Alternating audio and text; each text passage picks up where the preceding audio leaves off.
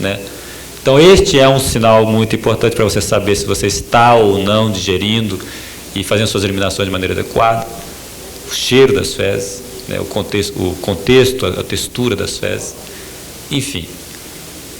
E indo ainda mais para baixo desse tubo, né? Onde o processo de digestão acontece, você chega a um ânus que tem que ser competente para realizar a função dele, com certeza. Um ânus hemorroidal, onde tem um processo de hemorroidas acontecendo, não é um ânus saudável. Um ânus irritado não é um ânus saudável, ok? E, infelizmente, também a gama de pessoas que tem problema nessa área, e até por questões culturais, questões de moral, questões, enfim, várias outras que não alimentar, sequer procuram um médico, sequer procuram soluções para problemas dessa área, né? Porque tem vergonha, tem bloqueios psicoemocionais, bloqueios culturais em relação a ter problema nessa área. Só vai procurar a hora que tiver muito grave, né? E não precisa ser assim. Então, no contexto da medicina energética, a gente procura ver essas questões, ver esses momentos do sistema digestivo para localizar os problemas. E aí eu quero comentar com vocês o que se sugere. Nós voltamos à questão inicial. Ou seja, não adianta você sentar uma pessoa, que é uma pessoa que está procurando um método melhor de vida, e propor a ela 32 tarefas, 32 desafios, que ela absolutamente não tenha condições de levar a efeito todos os dias, 2 ou 3 vezes por dia. Porque esta é a frequência do que você se alimenta pela boca. Pelo menos, né? Na realidade, a gente sabe que existe uma massiva presença de pessoas que se alimentam o tempo todo. Mas isso aí é um outro problema, porque se refere a um outro tipo de doença, um outro tipo de desequilíbrio, né? Se a gente considera como normais ou normaloides, aquelas pessoas que fazem 3 refeições por dia, né? Você tem diante de si um problema a ser resolvido pelo menos 3 vezes por dia. Então não pode ser complicado, não pode mesmo. E talvez surpreendentemente, alimentar-se bem, em que pese essa variedade de escolas de pensamento, não é tão complicado assim. Dá para fazer? Dá. Dá para fazer uma boa alimentação com aquilo que você acha no supermercado. Dá para fazer uma boa alimentação com aquilo que você tem na geladeira de casa, na despensa de casa, que a mãe, que o parceiro, que, enfim, alguém colocou lá, alguém comprou e colocou. Basta você saber quando comer, o que evitar e em que condições comer.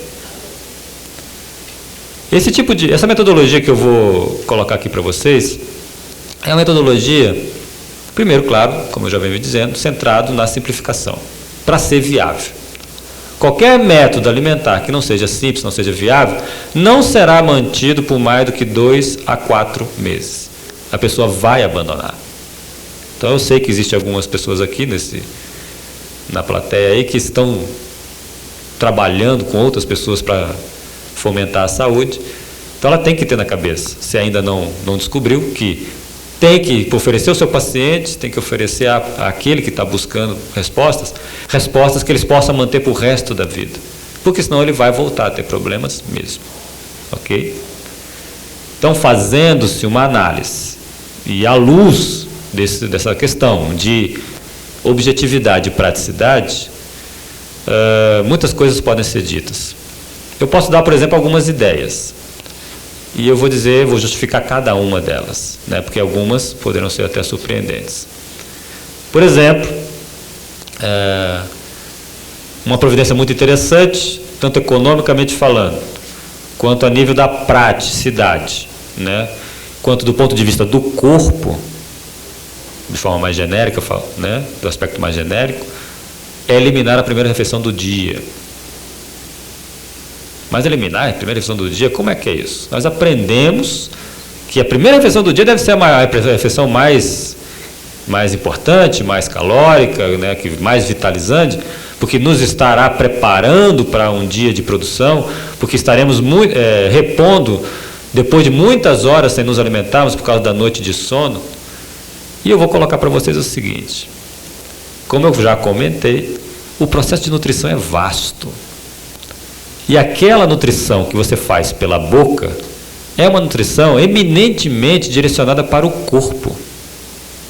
O corpo, claro, a relação é muito mais complexa, mas simplificando, ele é um agente intermediador entre o seu eu mais profundo, o seu eu mais superior, e o mundo material, o mundo concreto, a dimensão do concreto que está aí.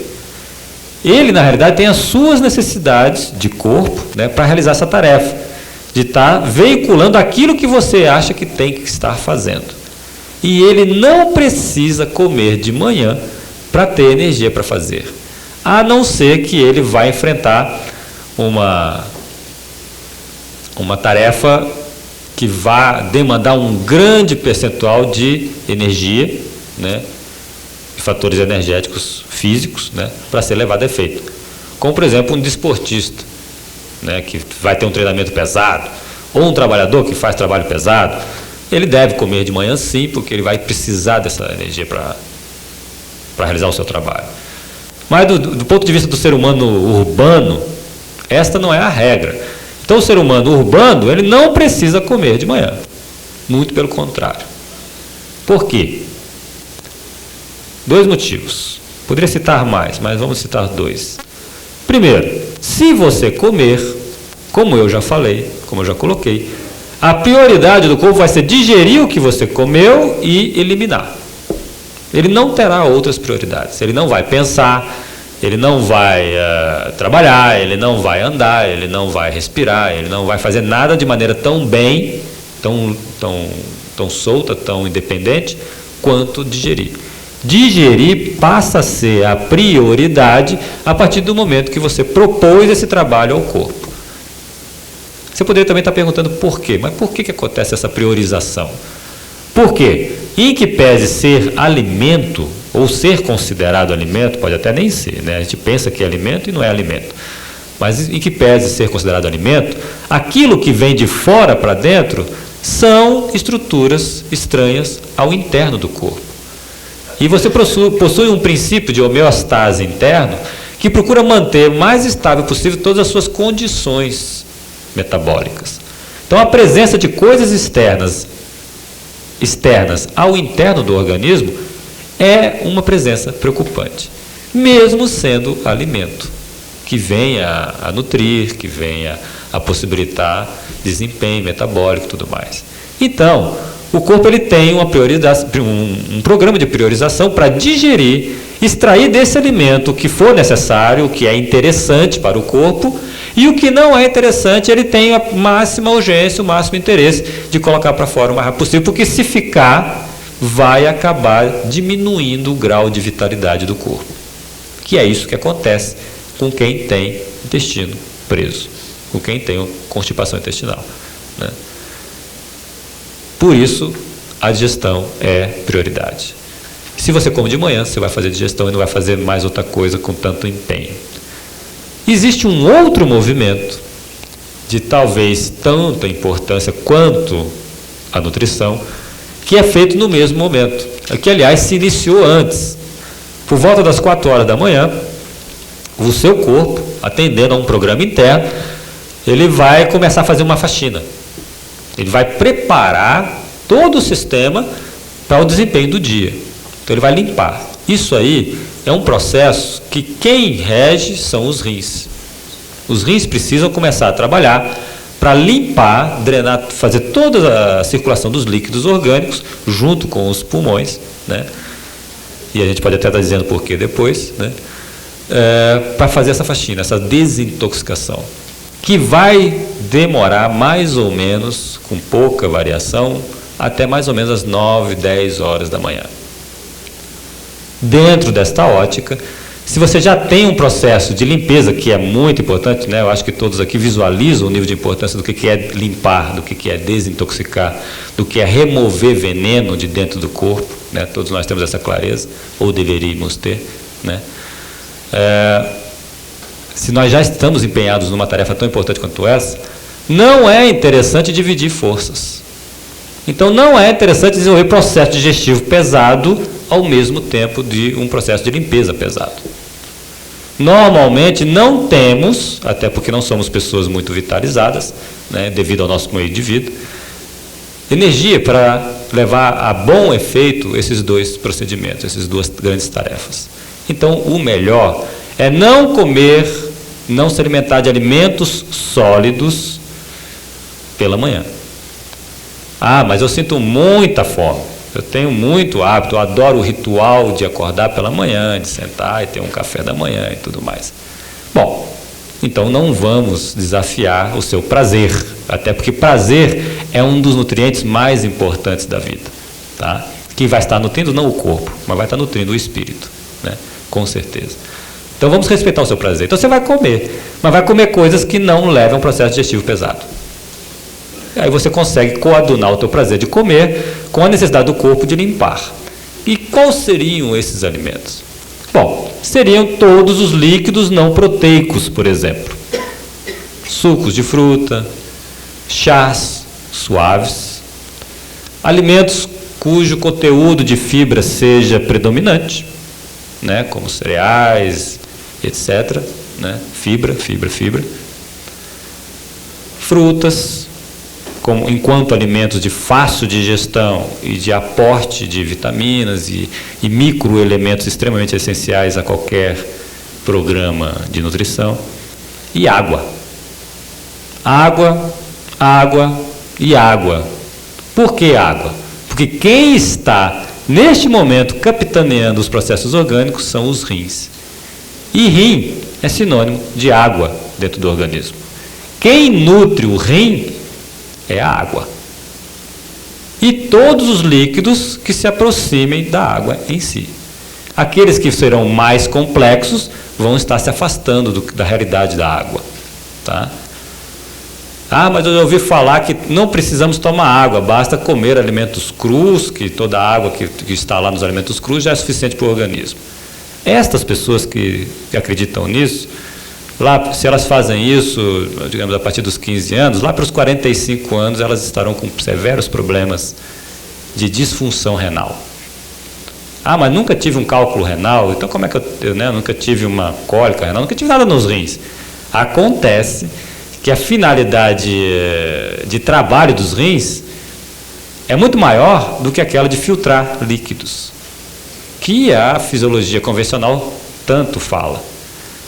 Os rins, e a gente pode até falar mais profundamente, se for de interesse de vocês, né, vitalizam uma enormidade de processos orgânicos. E é nesses processos orgânicos que você vai começar a falecer. Se você tiver uma disfunção hormonal, por exemplo, você tem disfunção renal. Se você tiver um problema no ouvido interno, você tem uma disfunção renal. E vai fazer essa disfunção por não aporte desse nutriente essencial para o rim, que é água. Não é tão difícil assim arranjar água de boa qualidade. Então, basta você saber que tem que tomar e querer nutrir o seu rim, que você vai ter condições de nutrir o seu rim. Ah, então vou a partir de hoje tomar 1 litro de água antes de sair de casa. Vai ser bom. Você vai matar a sede, vai ficar bastante, né, aquoso. Mas os seus rins não vão ficar nutridos. Por quê? Porque isso demanda um processo. Os rins, eles vão ser nutridos por líquidos sendo aportado em pequenas quantidades, ciclicamente ao longo do dia. Preferencialmente na primeira parte do dia. Né? Então não adianta tomar 1 litro d'água. Você tem que tomar meio copo. Porque se tomar mais de meio copo, a outra metade do copo vai ser eliminada brevemente, porque o rim não vai aproveitar enquanto elemento nutrício para ele. Então devemos tomar líquido sim, mas não tudo de uma vez, tem que tomar líquido aos poucos ao longo do dia. E como já diziam alguns sábios, tem que se mastigar a água. Ou seja, vamos colocar na boca e vamos brincar com ela na boca, né? Aquilo que os bebês fazem, aquilo que as crianças fazem, que as mães brigam com ele, engole menino, e na realidade ele está nutrindo, porque você retendo o alimento na boca, você economiza tempo. A sua mucosa bucal é capaz de enviar nutrientes, principalmente água, em 10 segundos, em menos de 10 segundos, para a corrente sanguínea. Por isso mesmo, alguns medicamentos devem ser retidos na boca, não devem passar pelo estômago. Tá? Até porque se passar pelo estômago, vão ser transformados, e isso não é, para aquele medicamento, interessante. Então, gente, vamos ou cortar ou diminuir o café da manhã para permitir os seus rins fazerem a faxina. Eu vou ficar hipoglicêmico, vou desmaiar no meio da manhã, porque tem que trabalhar, tem que ralar, tem que pegar um ônibus, viajar não sei quantos quilômetros, etc. Tudo bem, você não precisa ficar de jejum absoluto, não precisa dar uma de faquira até a hora do almoço, não. Às 10 horas, 9h30, dependendo da hora que você acorda, é a hora legal de você quebrar o seu jejum matinal.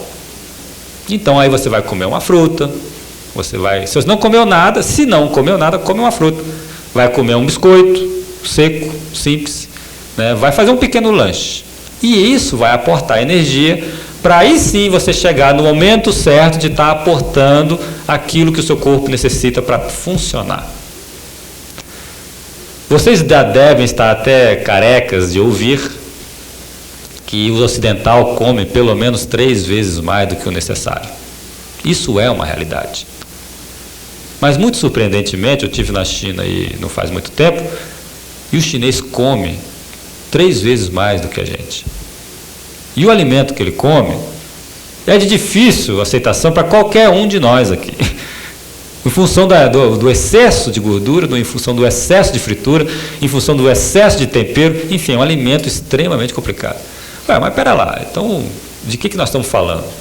Se o chinês não sabe comer, como é que você usa a medicina chinesa como referencial para dizer todas essas coisas? Por quê? Porque, infelizmente, a China, o Japão, o Oriente está se ocidentalizando. Eles estão comprando as nossas ideias. Engraçado que a gente paga caro para ir lá fazer um curso, para comprar as ideias dele, e eles estão fazendo o inverso o tempo todo, e mais do que a gente o tempo todo. Né? Então, hoje em dia, o povo, pelo menos hoje em dia, que foi o que eu pude ver lá, não sabe comer no Oriente. Até porque há muita fome, há muita gente e, claro, precisa ser alimentado. Então, come-se de tudo, de qualquer jeito. Né? Bom, então se quebramos o jejum no meio da manhã, vamos para o almoço. Aí encontramos uma grande questão, um grande problema. Acho que eminentemente para vocês que trabalham aqui nessa casa, o horário do almoço é complicado. Porque não tem rotina, porque trabalha num período só e vai largar o trabalho muito tarde, e só pode almoçar 2h30 da tarde. E aí, isso vai ser bom? A nível do corpo, isso é uma violência. Para a conveniência do corpo, almoçar depois do 12h30 é uma coisa que não faz sentido, do ponto de vista do corpo. Por quê? Porque você tem os seus programas internos, que estão estabelecidos não levando em conta o que o Ministério do Trabalho estabeleceu como jornada diária de trabalho para vocês. Ou que a casa, né, a presidência da Câmara, a presidência do Senado vai estabelecer como jornada de trabalho para vocês. Ele tem os seus programas internos. Então, assim como os rins entram em funcionamento a partir das 4 horas da manhã, você vai fazer uma maré de digestão, de capacidade digestiva, que é uma coisa extremamente complexa do ponto de vista bioquímico e biofísico, né? Exatamente entre 11 horas e 12h30. Isso vem de encontro, por exemplo, à verificação de que existe dentro das comunidades mais simples, de modo de vida mais simples, né, comunidades rurais, civilizações mais fechadas, civilizações não tão cibernéticas, não tão sofisticadas quanto a nossa, né, que almoçam às 11 horas da manhã, porque acordaram às 5. Né, então eles têm apetite às 11 depois de ter trabalhado esse tempo todo. O fato é que dentro da nossa realidade é muito difícil a gente comer na hora certa. Principalmente se considerarmos que o almoço deve se tornar a única refeição grande do dia. Então eu acabei de mandar o jantar para o espaço, né? E depois a gente vai falar do jantar, vamos falar do almoço. Já que ele vai se tornar a única refeição do dia, o mais interessante é que você aporte tudo necessário neste momento. Tudo necessário neste momento. E claro, o número de problemas para você fazer uma alimentação bem balanceada num único momento é maior. Você tem que ter ali disponível tudo que você precisa. A primeira coisa que deve ser dita, isso pode até ferir algumas suscetibilidades, né, de pessoas entendidas, de pessoas cultas nessa coisa da alimentação, é que considerar que o ser humano é um ser onívoro. Ou seja, de longa data, historicamente falando, ontogeneticamente falando, e etc., etc., nós somos capazes de consumir quase todos os tipos de alimento. Em que pese a discussão de que o ser humano é um ser vegetariano e que aprendeu a ser carnívoro e não sei o que e tal, muitas considerações a respeito. O fato é que hoje em dia nós somos onívoros. E se aportarmos os alimentos de uma maneira minimamente pensada, seremos capazes de processar todos, ou pelo menos quase todos os tipos de alimentos. E por que eu estou colocando aqui quase? Porque tem alguns alimentos ou coisas, substâncias consideradas alimento, que são tão artificiais que não fazem parte da memória do corpo. Então ele não sabe o que fazer com aquilo. Ou ele guarda e com isso intoxica, ou ele expurga através de uma diarreia, através de um procedimento de urgência, porque ele não reconhece aquilo, então é veneno. Vai fazer mal, né? A gente pode até identificar algumas dessas coisas, né? Bom, almoço. Então, se eu não posso almoçar às 11 horas, o que eu vou fazer? Você vai almoçar o mais breve possível, na medida que você possa estar almoçando. Até no sentido de, se tiver que replanejar a vida para almoçar entre 11 horas e meio-dia e meio, vale a pena. Se tiver algum tipo de possibilidade de que você não saia do seu trabalho a 1h da tarde para poder ir almoçar apenas às 2h30, use essa possibilidade. Por quê? Por causa de todas essas considerações que nós tecemos no início. Se você não digerir bem, se você não se nutrir bem, você não vai ser uma pessoa vivente, você vai ser uma pessoa sobrevivente.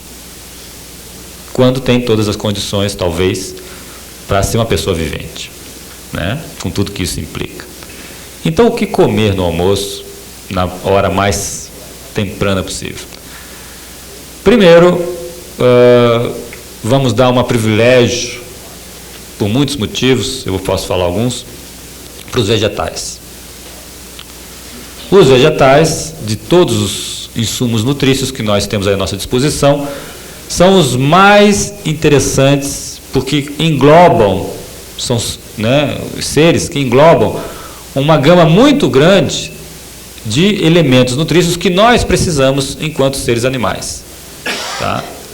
Então, a boa regra, a regra mediana, aquela que fecha uma questão em torno de um parâmetro, é que nós devemos evoluir para pelo menos que 70% do volume total do que a gente come no almoço seja de vegetais.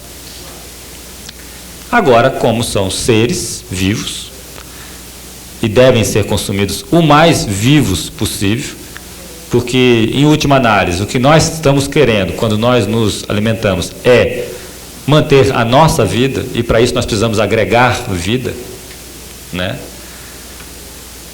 São complexos e têm os seus próprios programas, as suas próprias características. Então não dá para você pegar e consumi-los de qualquer maneira, sob pena de perder o benefício, ou sacrificar, em grande parte, o benefício que aquele ser poderia estar te trazendo em termos de fomento da sua vida. Então os vegetais, para que você os mantenha o mais interessantes possíveis, ou seja, os mais processáveis possíveis pelo seu sistema, devem ser consumidos o mais in natura possível. Ou seja, o que for possível consumir com casca, consuma com casca. O que for possível consumir cru, consuma cru, a não ser em determinados estados de disfunção. Se você está disfuncionado, pode ser que não seja interessante consumir vegetais crus, tá? Mas, partindo do princípio que você está medianamente saudável, deve consumir vegetais, de preferência crus. Os que não forem possíveis de serem consumidos crus, devem ser consumidos cozidos, ou assados, ou o que seja, mas o menos processados possíveis. No processo de cozimento, por exemplo, um erro frequente é de cozer na água. Cozer vegetais na água é passar por um banho de expurgo de quase tudo que é interessante aquele vegetal. Então, mas precisa cozer, né? Então, cozinhe no vapor. Você vai manter os líquidos internos do vegetal, vai manter as propriedades, os microelementos, as vitaminas e etc, etc, etc. Ok? Muito interessante cozer as coisas no vapor, né? Todos os vegetais de preferência. Uma coisa muito interessante e importante a ser comentada para os vegetais é que quase todos ou todos estão involucrados, eles estão guardados dentro de uma embalagem celulósica, a qual você tem pouca competência para digerir. Então não há meios de você fazer uma boa alimentação de vegetais se você não mastiga. E aí a gente toca num capítulo doloroso, eu diria até, né, do nosso processo de alimentação. Porque nós não temos o hábito, nós não temos uma cultura de mastigação. Via de regra, não temos nem tempo para mastigar. Ah, quer dizer que você está se referindo àquela história de que devemos mastigar de 40 a 70 vezes cada garfada? Eu tenho que ficar 4 horas almoçando? Não. Como eu falei, tem que ser simples, tem que ser prático. Para que você mastigue, e como a sua habituação é não mastigar, você tem que realizar alguns truques, alguns procedimentos para te obrigar a mastigar. Um deles é não almoçar com tempo contado abaixo de meia hora. Você tem que ter meia hora para almoçar. Todos nós, enquanto seres viventes e pagadores de impostos, temos meia hora para almoçar.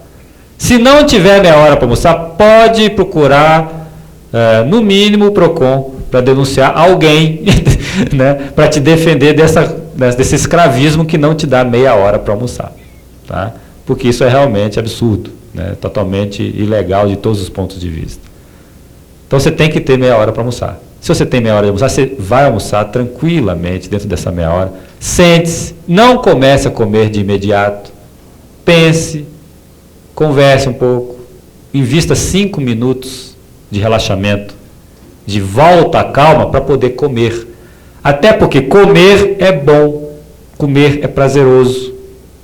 Comer é uma experiência de prazer.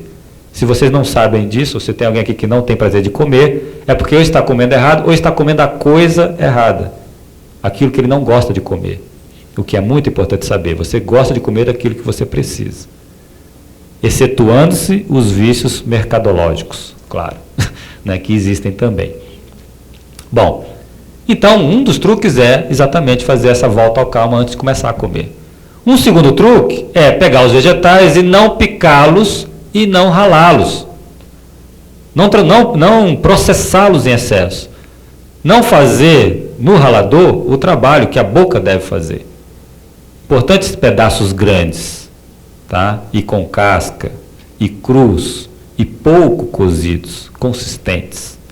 Isso excita a mastigação, isto obriga a mastigação, e isso é muito interessante para educar, novamente, nos reeducar no sentido de realizar uma cultura de mastigação. Mastigação é tão importante que eu diria que 60% dos problemas relacionados à alimentação estão ligados à mastigação diretamente. Se você faz uma boa mastigação, você tem muita chance de estar se alimentando bem, de estar bem nutrido. Mesmo que esteja comendo coisas realmente bastante estranhas ao corpo e à tua cultura, talvez. Ok? Ah, mas eu vou viver de vegetais, então eu tenho que me tornar um vegetariano, nunca mais vou poder comer um bife? Não. Por quê? Porque o bife é bom alimento, desde que aportado da maneira mais racional possível. Então vamos falar, já que falamos de vegetais, inclusive é bom que se diga que como eles são variados e muitos, né, você deve variá-los, com certeza deve consumir todos aqueles que são, do ponto de vista do paladar, palatáveis a você. Vai ter aqueles que você não gosta, não precisa consumir. E vai ter aqueles que você gosta. Esses você vai consumir. Ok? Aí vai para a parte quente. Que, como você já consumiu 70% de volume, você não vai ter tanto apetite para consumir os outros alimentos. Ah, vou ficar subnutrido, não vou ter energia, não vou poder engordar? Não. Os alimentos tradicionalmente consumidos quentes têm esta categoria de ser altamente energéticos. Então, se eles têm essa condição de energização superior, devem, de preferência, ser consumidos em